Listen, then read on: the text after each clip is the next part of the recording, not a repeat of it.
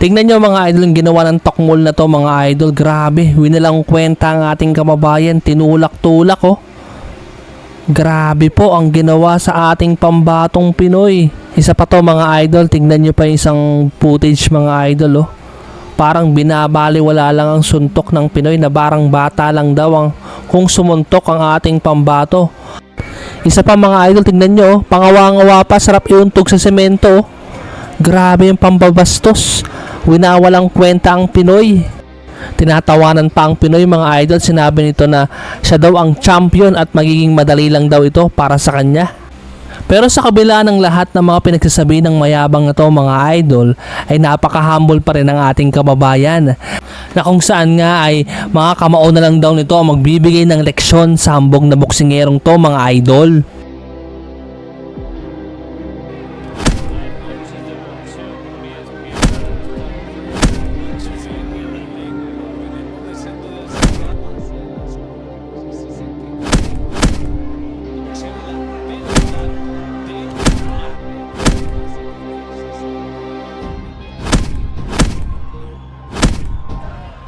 Boxeo impecable.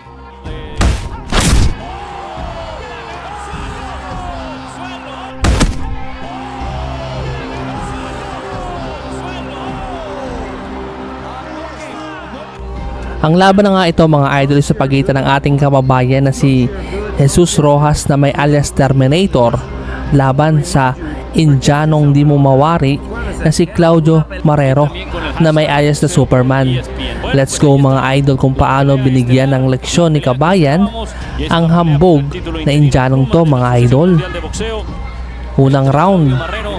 No, dito tayo sa unang round mga idol. Panoorin natin mga idol no. Panoorin natin. Ito nga ba ang malalakas na kombinasyon agad ang pinapakawalan dito ng Indianong to mga idol. Na sinasabi na baliwala law at di daw bumabato ang ating kababayan mga idol no. Grabe, tinulak po ang ating kababayan dito sa round 1. Grabe naman. Pero napaka-humble ng ating kababayan mga idol no, sa kabila ng pagtulak. Hindi nagagalit si kabayan, kundi mga kamao na lang daw ang magbibigay ng leksyon.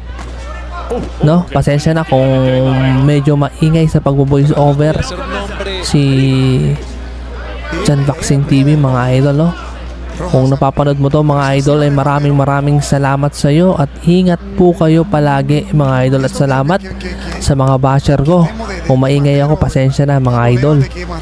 Mga lakas na kombinasyon dito sa round number 1 ang pinapakawalan ng Indiano pero hindi nagpapatinag si kabayan. Ganda ng right hook. Straight by body shot galing sa ating kababayan. No? Galing sa ating kababayan mga idol.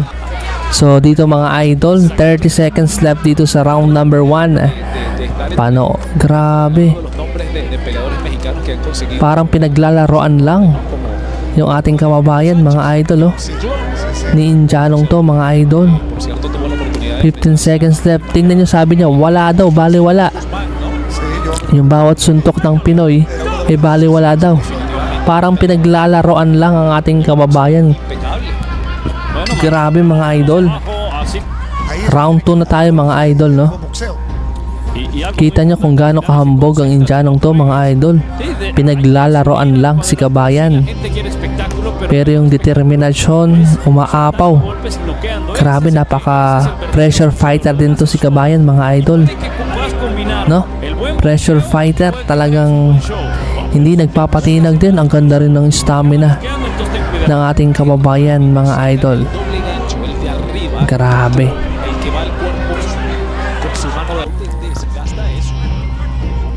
Tsaka ang maganda rito kay kabayan hindi nagmamadali mga idol. Ito yung mga gusto ng mga boxing fans, yung talagang sa una nagpapabugbog si kabayan. Pero sa mismong laban, aray ko, gulpi ang kalaban. Tanggal ang yabang mga idol. Kaya pasensya na kung maingay po ako sa pagbo-voice over. Ganun po talaga mga idol. Pasensya na. No? Sana naunawaan nyo ako mga idol. At paki-share ng video, paki-like kung nagustuhan mo to mga idol, no? Welcome kayo sa ating munting channel. Okay. Magagandang kombinasyon dito ang ginagawa ng Pinoy. Rojas encima de Marrero. Marrero se queda ahí. Tsaka yung power at speed ng ating kababayan mga idol, no? Sa tingin nyo, may pag-asa nga bang maging world champion si Kabayan? Paki-comment sa comment section mga idol. Mora. Doy. Ito pa mga idol, no? Tiene Round number 3 na tayo mga idol. velocidad que presenta. Sa mga nanonood, maraming salamat. Aprovecha precisamente eso. At sa mga hindi pa nakakapanood nito, stay put lang kayo mga idol, no? Napaka-importante po ito na laban to para sa ating kababayan. Dahil nakataya rito ang WVA Super Lightweight Division mga idol title. Tsaka kaya napakahambog ng Indianong to mga idol. Hawak niya ang WVA, no? Samantalang ating kababayan El padre de Jesús Rojas, quien ya falleció. 5 po ang talo, kaya ina-underestimate lang po si Kabayan ng Indianong to mga idol. Que estudiara, que Grabe. pues Pero tignan nyo mga idol, no? estudios, Kahit na anong pang-aasar carrera del boxeo y ng Indianong to mga idol, le prometió napaka-humble. Ito yung mga gusto ng mga boxing fans. Kayo mga idol, gusto nyo ba yung que desafortunadamente humble lang na boksingero kagaya nito ni Jesus Rojas mga idol? Paki-comment sa comment section mga idol, no? Dahil ito yung mga gusto ng mga boxing fans. corrió la Marrero y se va a acabar entonces el tercer round. Es el título interino en el peso pluma de la Asociación Mundial de Boxeo. Claudio Marrero y Jesús Rojas están Round number 4. ha sido una pelea Talagang desidido na ang ating kababayan mostrado esa na si Rojas mga idol na manalo dito sa laban mga idol, no? de ser una pelea difícil, tratar de Tingnan natin kung ano pa ang mangyayari. Kaya panoorin nyo po ng buo mga idol, no? Maraming salamat. Kung taga saan kayo, paki-comment sa comment section kung ano po yung ginagawa nyo, no? Saang lugar nyo napanood to, paki-comment sa comment section. Kailangan kita rito mga idol. Kaya ngayon pa lang lubos na po ako nagpapasalamat sa inyo dahil nandito kayo upang manood sa aking munting channel kahit maingay po, no? Si Boy ingay nga daw ako mga idol, no? Kaya okay lang yun. Maraming salamat sa mga comment nyo. Kahit basher kayo, I love you. Mahal na mahal ko ang mga basher ko mga idol. Dahil kung wala kayo, wala rin po tayo dito sa pagbo-voice over o sa pag-upload natin, no? con todos ustedes. Sa pagiging content creator. Kaya naman salamat sa inyo dahil nandito kayo mga idol. Maingay man sa inyong paningin, nakakapuwing din. Ayan. Anong nangyari mga idol, no? Undefeated po ang kalaban dito ni Rojas. Pedro Hermoso dice los payasos Yung naka-red gloves yun po yung ating kababayan, no? del boxeo este gladiadores. Yung kalaban na hambog ay yung naka-black. Hace unas semanas aquí Tingnan nyo naman. 20 seconds left dito sa round number 4. Magandang palitan dito. Sa 20 seconds left sa round number 4, magandang palitan na po ang ginagawa ng dalawang boksingero. Napapasandal sa lubid ang kalaban. 10 seconds left. Napapasandal mga idol. Tapos na ang round 4. Round 5 na tayo mga idol. Kaya naman maraming salamat muli dahil umabot kayo sa round number 5. Medyo nakakalamang ang kalaban sa scorecard. Pero tignan natin. Panoorin nyo mga idol. Tignan nyo, na corner na yung Indiano. Talagang huwag kayong kukurap mga idol dahil sa ipapakita ng Pinoy. Tignan nyo, grabe, nakakatakot. Yung bawat suntok ni Kabayan, talaga namang hindi tinatantanan ni Kabayan ang hambog na to mga idol. Ang gigil na eh, dahil sa mga sinasabi nito na easy fight lang daw ang Pinoy. Tingnan nyo naman, dinidilaan ang ating kababayan. Kaya naman, grabe, ibang klase tong kalaban na to, napakahambog, no? Ang hambog talaga ng kalabang to mga idol. Dinidilaan, winawalang kwenta, mahina daw ang suntok ng Pinoy. Grabe, tingnan natin mga idol, no? Kung maingay ako, pasensya na kayo mga idol. Nanggigigil lang ako dito sa Indianong to mga idol dahil dinidilaan eh. Binababa yung depensa niya. Tingnan nyo, binabaliwala po. Grabe yung pang-aalipusta sa ating kababayan. Hindi na makatwiran yung ginagawa niya sa Pinoy. Nanggigigil ako eh, nakakaiyak. Kaya naman, kung nakasuporta ka sa akin, maraming salamat. Kung basher kita, maraming salamat sa iyo idol, dahil sumusuporta ka sa ating munting channel. 10 seconds left dito sa round number 5. Okay, grabe yung bawat suntok, kumakalabog po ang pinapakita dito sa round number 5. Talagang nahihilo na ang Indiano. Ito dapat mga idol, hindi nyo pinapalagpas, kaya huwag kayong kukurap. Oh, kita nyo yung kanan na yun mga idol, over right hand. Mag-ingat ka sa over right hand ng Pinoy. Talagang kawawa ka idol, kawawa ka dahil sa kayabangan mo.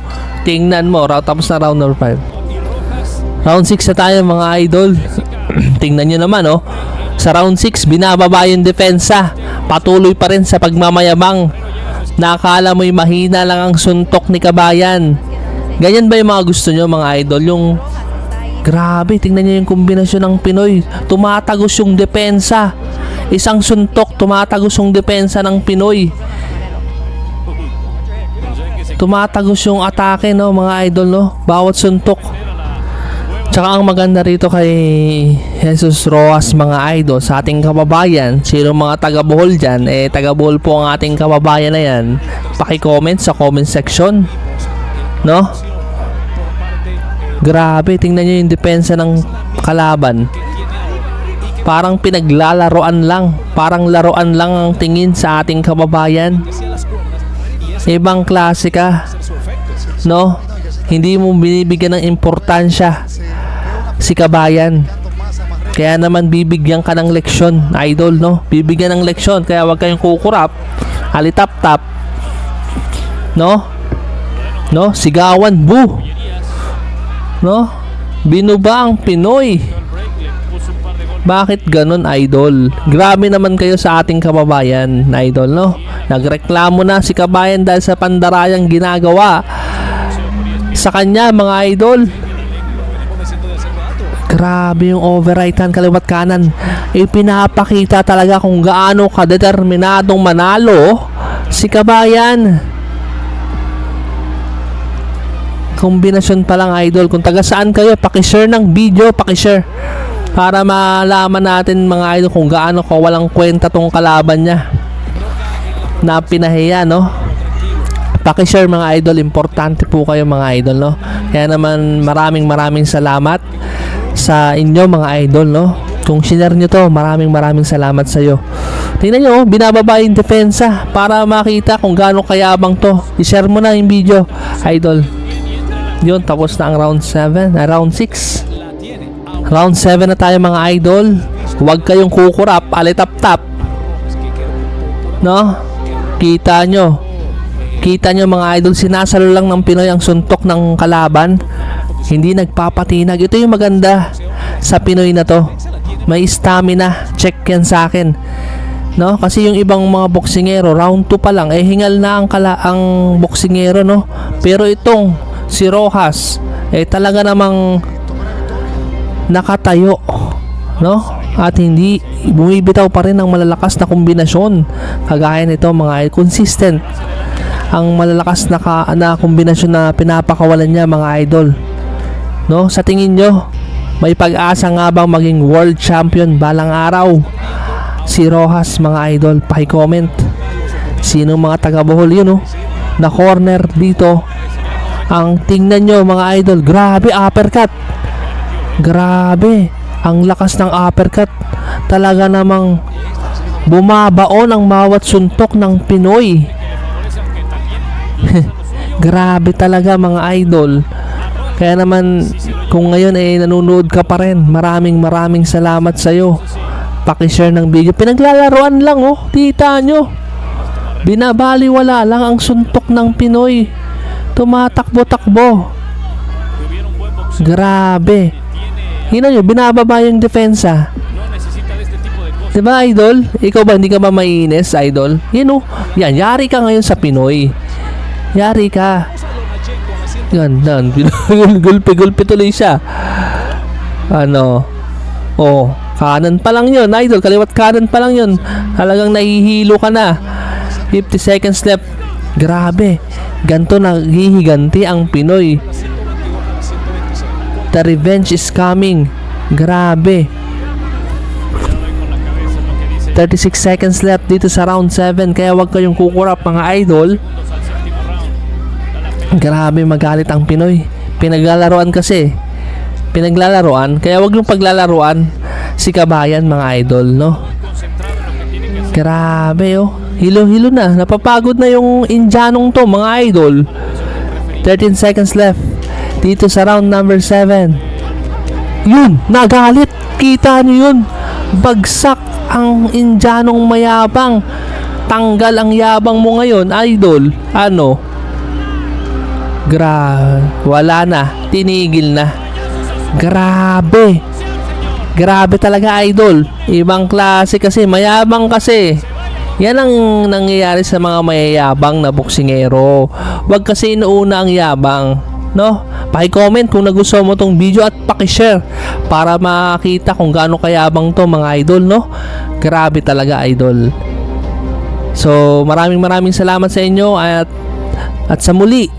God bless sa inyo idol. Paki-share ng video at paki-like. Maraming salamat po idol. Ingat ka palagi.